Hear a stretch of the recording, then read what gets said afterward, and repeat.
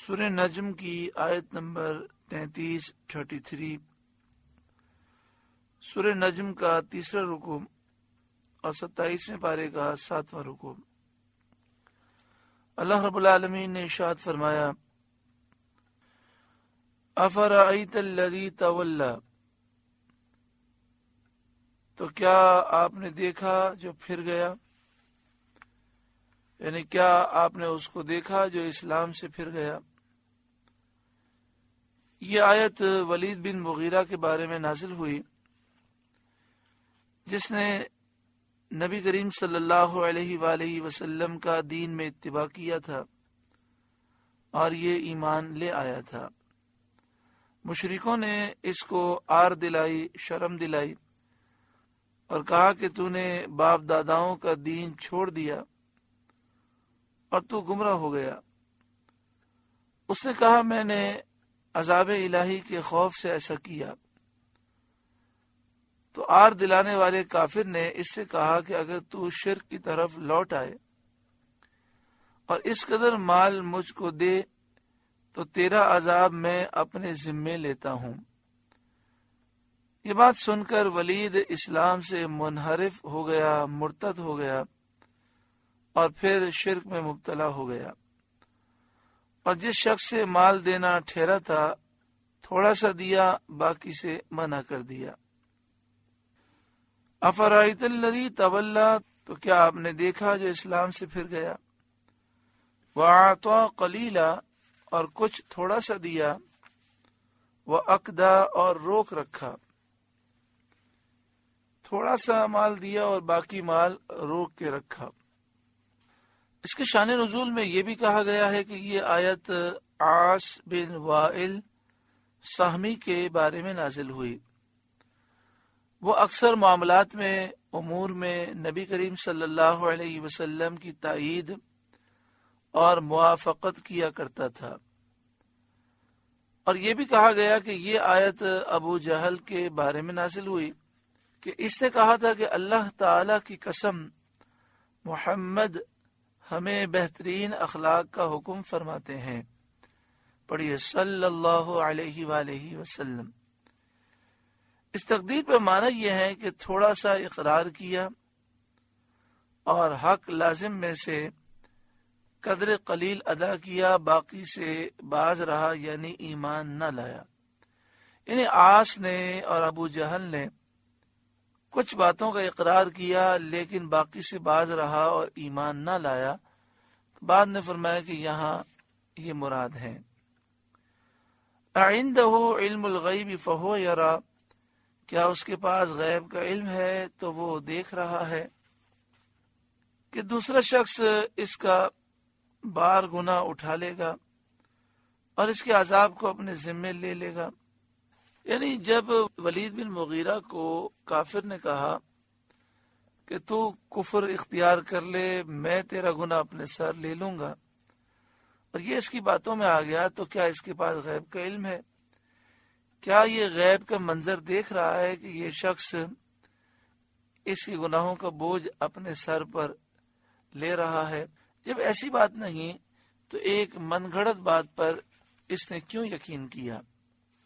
ام لم ینبأ بما فی صحف موسیٰ، کیا اسے اس کی خبر نہ آئی جو صحیفوں میں ہے موسیٰ کے، یعنی اسفار توریت میں، وہ ابراہیم الذی وفا، اور ابراہیم کے جو احکام پورے بجا لائے۔ یہ حضرت ابراہیم علیہ السلام کی صفت ہے کہ آپ کو فرمایا گیا الذی وفا، کہ انہیں جو کچھ حکم دیا گیا تھا وہ انہوں نے پورے طور پر ادا کیا۔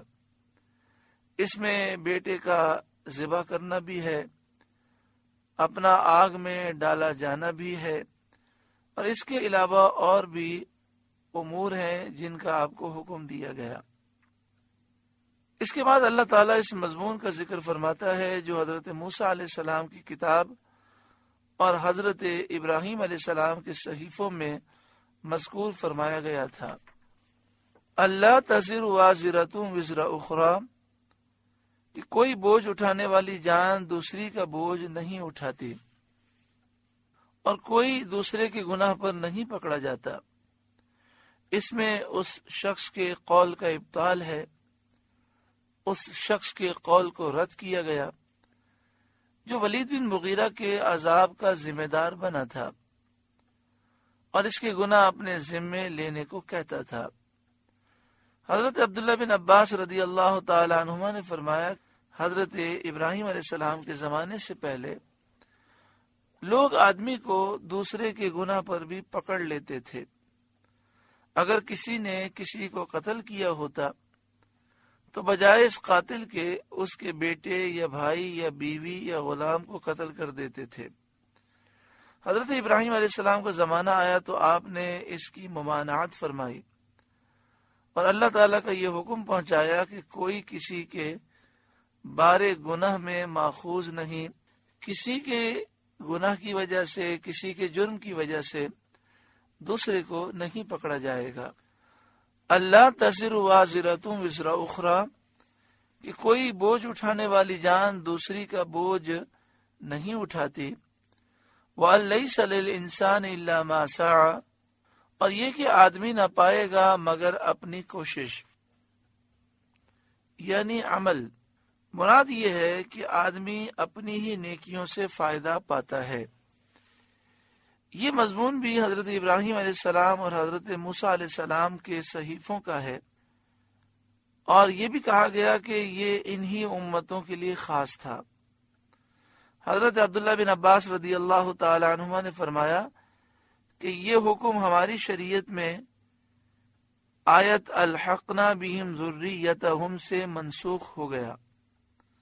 یعنی حضرت عبداللہ بن عباس فرماتے ہیں کہ یہ جو قرآن نے حکم بیان کیا یہ موسیٰ علیہ السلام اور حضرت ابراہیم علیہ السلام کی شریعت کا حکم ہے، اور ہماری شریعت میں جو حکم ہے وہ ہے الحقنا بہم ذریتہم، اس سے یہ حکم منسوخ ہو گیا۔ الحقنا بہم ذریتہم کے معنی یہ ہیں کہ اگر کسی کے والد جنت میں بہت اعلیٰ مقام پر ہوں گے اور بیٹا جنت میں تو جائے گا لیکن وہ اعلیٰ مقام پر نہیں ہے، تو والد کی نیکی اسے فائدہ دے گی اور اللہ تعالیٰ اس بیٹے کو جنت میں والد کے ساتھ اعلیٰ مقام دے دے گا۔ تو اس سے پتہ چلا کہ دوسرے کی نیکی سے فائدہ ہوتا ہے۔ تو یہ جو فرمایا گیا کہ آدمی اپنی ہی نیکیوں سے فائدہ پاتا ہے، تو فرمایا یہ پچھلی شریعتوں کا حکم ہے، ہماری شریعت میں یہ ہے کہ دوسرے کی نیکی سے فائدہ ہوتا ہے۔ حدیث شریف میں ہے کہ ایک شخص نے سید عالم صلی اللہ علیہ وسلم سے عرض کیا کہ میری ماں کی وفات ہو گئی، اگر میں اس کی طرف سے صدقہ دوں کیا نافع ہوگا، اس سے نفع ہوگا، یہ نفع دے گا؟ فرمایا ہاں۔